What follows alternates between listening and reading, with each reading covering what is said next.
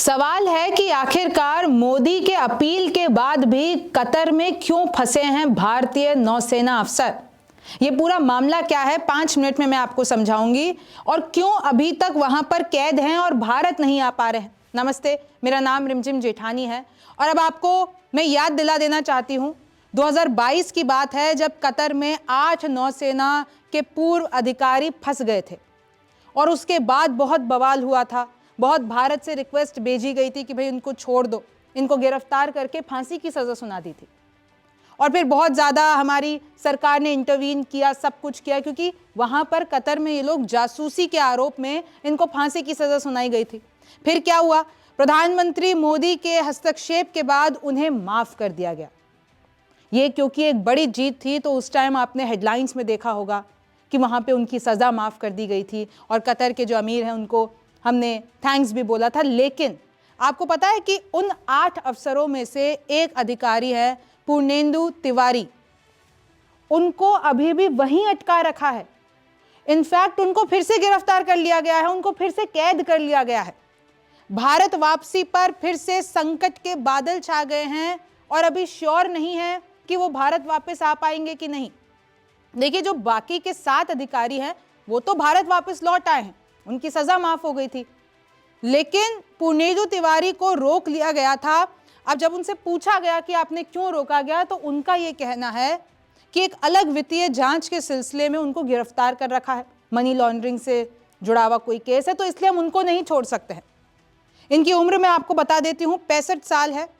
साल 2019 में उन्हें राष्ट्रपति से NRI सम्मान भी मिल चुका है, लेकिन अभी भी वो कतर में फंसे हुए हैं, कैद में हैं।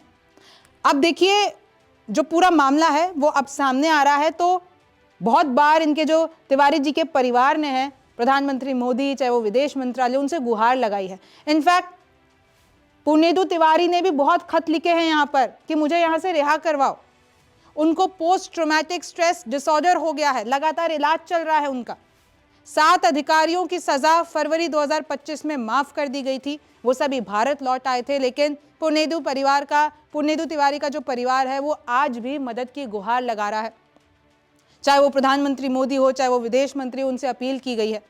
रिहाई के लिए तुरंत राजनयिक हस्तक्षेप की मांग की गई है उनके परिवार की तरफ से, और क्योंकि वो मनी लॉन्ड्रिंग सहित कई आरोपों में दोषी ठहराए गए हैं तो उन पर इस वक्त कतर में कार्रवाई चल रही है। मैं आपको तस्वीर दिखा देती हूँ उनकी। अब मैं आपको थोड़ा सा याद भी दिला देती हूँ कि कैसे अगस्त 2022 की बात है जब ये आरोप लगे थे नौसेना अधिकारियों पर कि भाई इन्होंने कोई सेंसिटिव सबमरीन की इंफॉर्मेशन है वो इजरायली इंटेलिजेंस को पास कर दी, लेकिन कतर और भारत दोनों ने ही ऐसा कोई एलिगेशंस की ऑफिशियल चार्जेस ऐसा कुछ है उस पर कोई भी जानकारी नहीं दी थी। फिर उन लोगों को डेथ पेनल्टी यानी कि फांसी की सज़ा सुना दी गई, लेकिन फिर जब हम लोगों ने कहा तो उनको छोड़ दिया गया, माफ़ कर दिया गया। लेकिन अभी भी उनमें से एक जना फंसा हुआ है। अब वो कब तक वापस आते हैं। The arrest of the man last year made headlines और आप सबको पता होगा कि कैसे ही जितने भी सीनियर एम्प्लॉयज़ थे वो धारा ग्लोबल टेक्नोलॉजीज़ और कंसल्टिंग सर्विसेज के अधिकारी थे और अब तक एक अफसर की वापसी नहीं हो पाई है। अब इसमें देखना ये होगा कि अब भारत सरकार उनको छुड़ाने के लिए क्या क्या करती है। आप मेरा शो 5 मिनट में समझिए देख रहे थे। मेरा नाम रिमझिम जेठानी है। आपसे फिर मुलाकात होगी। नमस्कार, मैं हूं मानक गुप्ता।